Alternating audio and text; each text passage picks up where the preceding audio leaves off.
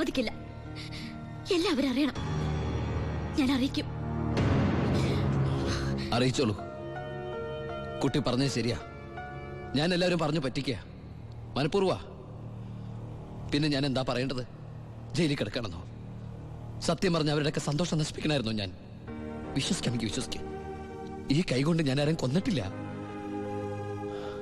പക്ഷെ കൊലപാതകി എന്ന പേരില് ഞാൻ ഈ ജയിലിൽ കിടക്കുന്നതിന്റെ കൂലിയാ മാസം മാസം എന്റെ വീട്ടിലെത്തുന്നത്. അതുകൊണ്ട് അവരൊക്കെ അവിടെ. ജീവിതത്തിൽ ഈ നിമിഷം വരെ എന്റെ ഭാവിയെ കുറിച്ച് ഞാൻ ചിന്തിച്ചിട്ടില്ല. താനിപ്പോ പറഞ്ഞില്ലേ എല്ലാരും ഞാൻ ചതിച്ചെന്ന്. പരോളിനിറങ്ങി എനിക്ക് വേണമെങ്കിൽ തന്നെ കല്യാണം കഴിക്കായിരുന്നു. അതിനുശേഷമാണ് താൻ എന്നെ ഇവിടെ വെച്ച് കാണുന്നെങ്കിലോ? ഞാനൊരു ക്രൂരനും കൊലപാതകമായിട്ട് തനിക്ക് തോന്നുന്നുണ്ടെങ്കിൽ പറയാം, എല്ലാം പറയാം, എല്ലാരോടും പറയാം. ഒരു കള്ളക്കഥയുണ്ടാക്കി തന്നെ ഞാൻ വിശ്വസിപ്പിക്കാൻ ശ്രമിച്ചത് തന്നോടുള്ള ഇഷ്ടക്കുറവുണ്ടല്ല, നിന്നെ എനിക്ക് ഒരുപാട് ഇഷ്ടമായതുകൊണ്ടാ.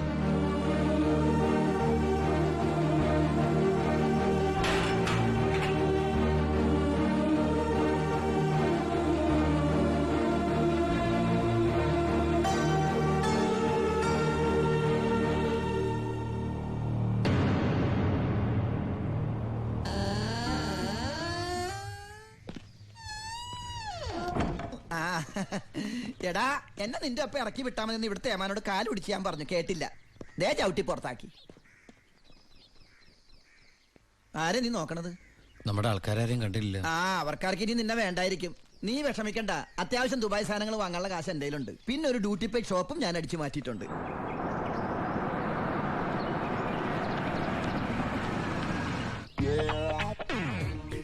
എന്റെ ഈശ്വര, അമ്മയെന്ന് പറഞ്ഞാണല്ലേ. അനിയ, ആ കണ്ണാടി ഒന്ന് തിരിച്ചു. ചുമ്മാരിടാ.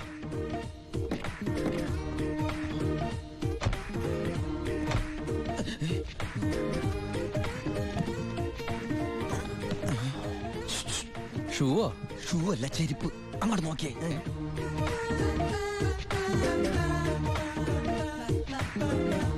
പൊറിഞ്ചു, അവളെ കണ്ടിട്ട് എന്ത് തോന്നണം? എന്തെങ്കിലും തോന്നിയാ തന്നെ എനിക്കങ്ങനൊന്നും തോന്നാൻ പാടില്ലല്ലോ. നീ കെട്ടാമണ പെണ്ണല്ലേ. അവൾ എനിക്ക് എന്റെ അമ്മയെ പോലെയാ. പോടാ. അതല്ല, അവളെന്റെ അമ്മയോടെല്ലാം സത്യം പറഞ്ഞു കാണുമെന്ന്. ഏയ്, ലക്ഷണം കണ്ടിട്ട് ഒന്നും വിടാതെ പറഞ്ഞ പോലെ ഉണ്ട്. കൂടിയോന്നൊരു സംശയം. മോനെ ഉണ്ണി, എനിക്ക് വിശ്വസിക്കാൻ പറ്റുന്നില്ല. ജയിലിൽ കിടന്ന കാര്യം വിശ്വസിക്കാൻ പറ്റില്ല. അമ്മേ, ഉണ്ണി, ഇനി നിന്നെ ഞാൻ ഉടനെ ഒന്നും ദുബായിക്ക് വിടില്ല. അയ്യോ, ഇനി ദുബായിക്ക് തിരിച്ചു പോകണ്ടമ്മേ. ശിക്ഷ കഴിഞ്ഞില്ലേ? ശിക്ഷയോ? അല്ല, ഈ അറബിയുടെ കൂടെ പണിയെടുക്കാന്ന് പറഞ്ഞാ അതിലും വലിയ ശിക്ഷയുണ്ടോ അമ്മേ? ഇവന് മനസ്സിലായില്ലേ പൊറിഞ്ചു? അന്ന് വന്നപ്പോ വേറെന്തോ പേരാണല്ലോ പറഞ്ഞത്. അതെ, ബിജു. ഈ അറബികൾക്ക് ബിജു എന്നുള്ള വാക്ക് നാവില് വഴങ്ങില്ല. അതുകൊണ്ട് അവര് പൊറിഞ്ചു പൊറിഞ്ഞു എന്നാ വിളിക്കണതേ.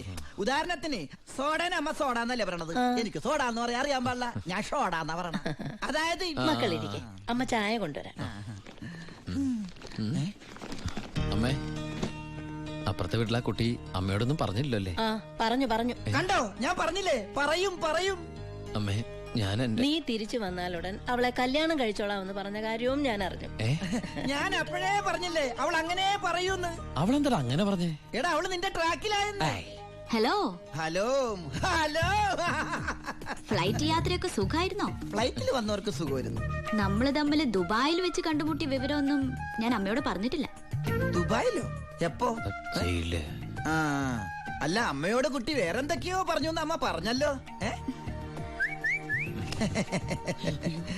തൊണ്ടാരടങ്ങാണ്ട് വാടക എടുത്ത സ്ഥലം നശിപ്പിച്ച്.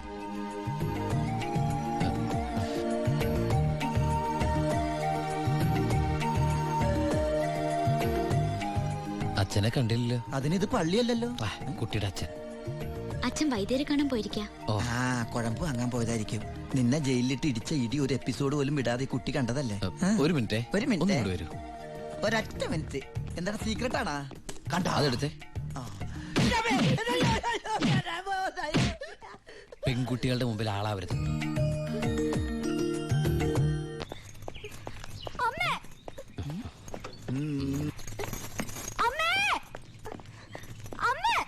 എന്താടി?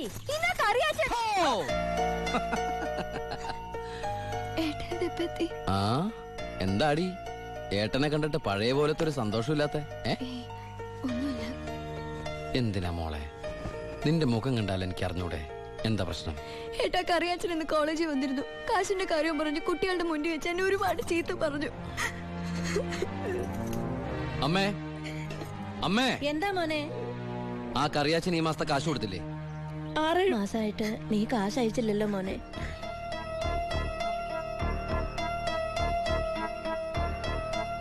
അപ്പൊ നമ്മുടെ കാശ് എവിടെ ബ്ലോക്ക് ആയണ്ടല്ലോടാ. എന്തായാലും കറിയാച്ചൻ എനിക്കൊന്ന് കാണണം.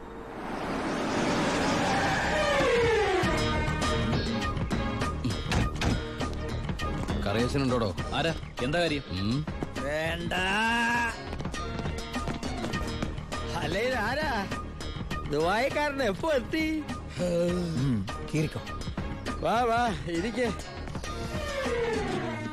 എന്റെ പൊന്ന് കറിയാച്ച, കുറച്ച് കരുണ കാണിക്കണം, ദയ ഉണ്ടാവണം. കരുണ ദയാ അതെന്നതാ സാധനം? എന്റെ ലൈഫ് ഞാൻ കണ്ടിട്ടേ ഇല്ലല്ലോ. കറിയാച്ചന് കാശ് തരാനുള്ളത് നേരാ, പക്ഷെ അതിന്റെ പേരില് അമ്മയും പെങ്ങളെയും ചീത്ത പറയുന്നത് മര്യാദയാണ് അച്ചായ? എന്റെ അമ്മയും പെങ്ങളെയും ഒന്നും അല്ലല്ലോ ഞാൻ ചീത്ത പറഞ്ഞേ, നിന്റെ അല്ലേ? എടാ കൊച്ചനെ, ഞങ്ങള് പലിശക്കാർക്കൊരു അനുഗ്രഹമാ ഈ ഭാര്യയും അമ്മയും പെങ്ങളും ഒക്കെ. അവള് വരെ വന്ന് ഞോണ്ടിയാ വേണ്ടേ, ഇതുപോലെ ആള് ദുബായിന്ന് വരെ പറന്ന് ഞങ്ങളുടെ മുന്നിലെത്തും. ഇനി സെറ്റിൽമെന്റിലേക്ക് കിടക്കാം. മുടക്കിയ തവണകളും അതിന്റെ പലിശയും പലിശയുടെ പലിശയും മേശപ്പുറത്ത് വയ്ക്കാ. എനിക്കിത്തിരി സാവകാശം തരണം. എന്തിന് മേശപ്പുറത്ത് വയ്ക്കാനോ? അതല്ല, ദുബായ് നയിച്ച കാശ് ഇതുവരെ എത്തിയിട്ടില്ല. എത്തിയാലുടൻ കറിയാച്ചന്റെ കണക്കാൻ തീർത്തോളാം. തീർക്കാൻ പോകുന്ന എന്റെ കണക്കാന്നോ അതോ കാശിന്റെ കണക്കോ? ചേട്ടന്റെ കണക്ക്. ചേട്ടന്റെ കാശിന്റെ കണക്ക്. എങ്കിൽ എന്റെ കണക്ക് എപ്പ ക്ലോസ് ചെയ്യും പറ? കാലനല്ലേ അറിയൂ. ഈ എലുമ്പനേതാ? എന്റെ ഫ്രണ്ടാ. എങ്കിൽ ഈ ഫ്രണ്ടിനോട് എന്റെ ഫ്രണ്ടിൽ നിന്ന് മാറി നിൽക്കാൻ പറ, ഇല്ലെങ്കിൽ ഈ ഫ്രണ്ടിന്റെ ഫ്രണ്ട് ചളുക്കാൻ എനിക്ക് തോന്നും. ഇപ്പോഴത്തെ ഷേപ്പിൽ നിന്ന് ഷേപ്പ് മാറി വല്ലാത്ത ഷേപ്പായി പോകും. അതിന് പുറത്തു നിന്നോട്ടോ. എന്റെ കറിയാച്ച, ഒരു മാസത്തിനകം ഞാൻ മുടക്കം വരുത്തിയ തുക തന്നു തീർത്തോളാം. ബാക്കി ഒരു 6 മാസത്തിനകം. സമ്മതിക്കണം. പലിശ കൂടും. എന്തു വേണേലും തരാം. ദയവ് ചെയ്ത് എന്റെ വീട്ടിൽ കയറി ബഹളം ഉണ്ടാക്കരുത്. തെറ്റിച്ചാ ഞാനും ശോശാമ്മ നിന്റെ തറവാട്ടിൽ കയറി നിരങ്ങും. വേഗം വാ, ഫ്ലൈറ്റ് പോകും. അമ്മ പഴയ പോലെ പരുവത്തിൽ തന്നെ. ഏയ്, എന്താ ഭാരതീയമേത്? മോനെ യാത്രയാക്കുമ്പോ സന്തോഷത്തോടെ യാത്രയാക്കണ്ടേ? കാശില്ലാതെ ഞാനിവിടെ നിന്നാലേ ആ കറിയാച്ചന്റെ കടം എങ്ങനെ വീട്ടും? 1 മാസത്തെ അവധി പറഞ്ഞിരിക്കല്ലേ. പിന്നെ കറിയാച്ചന്റെ കാര്യങ്ങളൊന്നും ബാലുവിനോട് പറയണ്ട. ട്രെയിനിങ് സമയത്ത് അവന്റെ മനസ്സ് വിഷമിപ്പിക്കരുത്. കരയല്ലേ, കണ്ണോടിക്ക്. വരച്ചാമേ, പോട്ടേടി, പഠിക്കണം കേട്ടാ. ആ ബാഗ് കിട്ടതാ.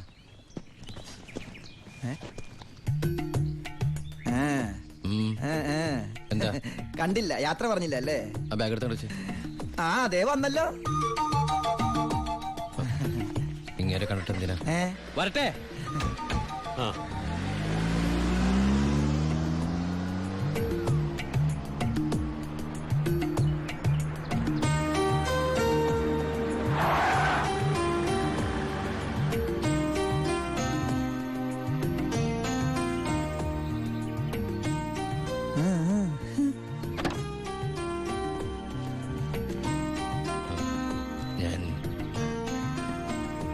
സത്യമായിട്ടും ദുബായിലേക്ക് തന്നെയാണോ പോണേ?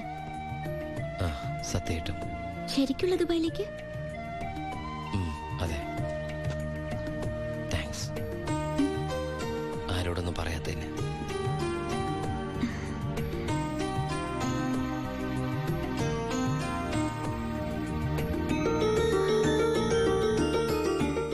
ഞാൻ വരും.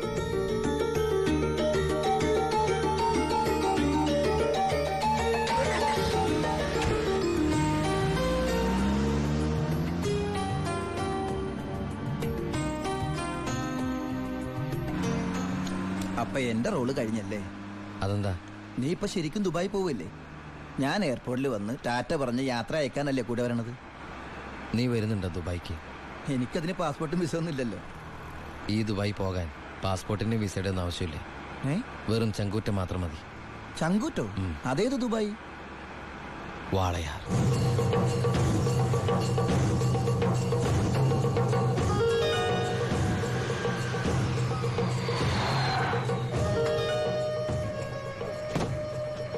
ഇങ്ങോട്ട് ഇറങ്ങണ.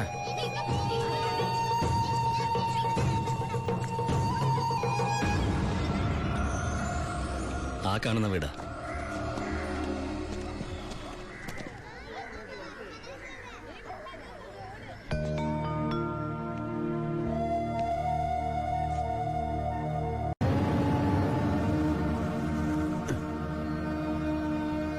ശിവ,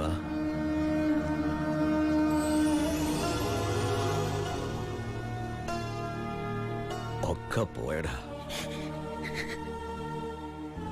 ഇവളുടെ കെട്ടുതാലി വരെ വിറ്റിട്ട അവസാനമായിട്ട് നിന്റെ വീട്ടിലേക്ക് പണം അയച്ചു. ഇനി വിൽക്കാൻ ഒന്നുമില്ല. നീ പോയ ശേഷം ആകെ ഒരു രാശിക്കുറവാ. ഒരു ലോഡ് പോലും മനസമാധാനത്തോടെ കടത്താൻ പറ്റിയില്ല. ലോഡടക്കം 4 വണ്ടി പോലീസ് പിടിച്ചു. ചിന്നാടന്മാരുടെ ഒറ്റായിരുന്നു. കയ്യിലെ കാശ് തീർന്നപ്പോ രണ്ടും കൽപ്പിച്ച് ഞാൻ ആ പഴയ കുപ്പായം എടുത്തിട്ടു. ലോഡുമായിട്ട് വരുന്ന വഴിക്ക് മുന്നിൽ പോലീസ്. ഞാൻ ലോറിയിൽ നിന്നിറങ്ങി ഓടിയതും എതിരെ വന്ന ഒരു കാർ എന്നെ ഇടിച്ചു തെറിപ്പിച്ചത് ഒരുമിച്ചായിരുന്നു. ഇടിച്ചതാണോ ഇടിപ്പിച്ചതാണോ എന്നറിയില്ല. പിന്നൊന്നും ഓർമ്മയില്ല. ബോധം വീണപ്പോ കണ്ടില്ലേ?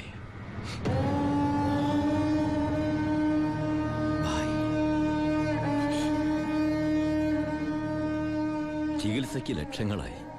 വീടൊക്കെ ആ വഴിക്ക് പോയി. കാലു പോയതോടെ ഞാൻ ഒന്നിനും കൊള്ളാത്തവനായി. വെറും വേസ്റ്റ്. വണ്ടി ഓടിക്കണമെങ്കിൽ വലതുകാലം വേണ്ടടാ ആക്സിലേറ്റർ ചവിട്ടാൻ. പോലീസ് വരുമ്പോ ഇറങ്ങി ഓടാനും വേണ്ടടാ കാല്. ഞാൻ ഒന്ന് ട്രൈ ചെയ്യാന്ന് പറഞ്ഞതാ, പക്ഷേ അപ്പൊ സമ്മതിച്ചില്ല. ഇവൻ എന്തെങ്കിലും പറ്റിയ എനിക്ക് സഹിക്കാൻ പറ്റൂടാ. ശിവ, നീ വന്ന വിവരം വളയാറ് മുഴുവൻ അറിഞ്ഞു.